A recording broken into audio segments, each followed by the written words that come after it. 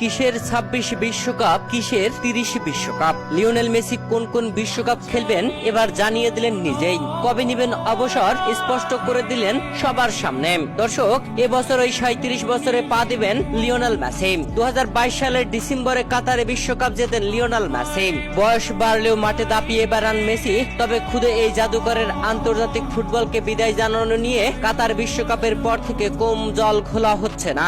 মেসির পক্ষ থেকে এতদিন কোনো আনুষ্ঠানিক বক্তব্য না এলেও সম্প্রীতি এমবিসির বিগ টাইম পডকাস্টে নিজের ভবিষ্যৎ নিয়ে কথা বললেন আর্জেন্টাইন এই মহাতারকা। মেসির বক্তব্য এমন, যখন তিনি মনে করবেন আর কিছু দেওয়ার নেই, তখন ওই ক্যারিয়ারের ইতি টানবেন। বিশ্বকাপ জয়ী এই অধিনায়কের ভাষায় সেই মুহূর্তটা কেমন হবে আমি জানি না।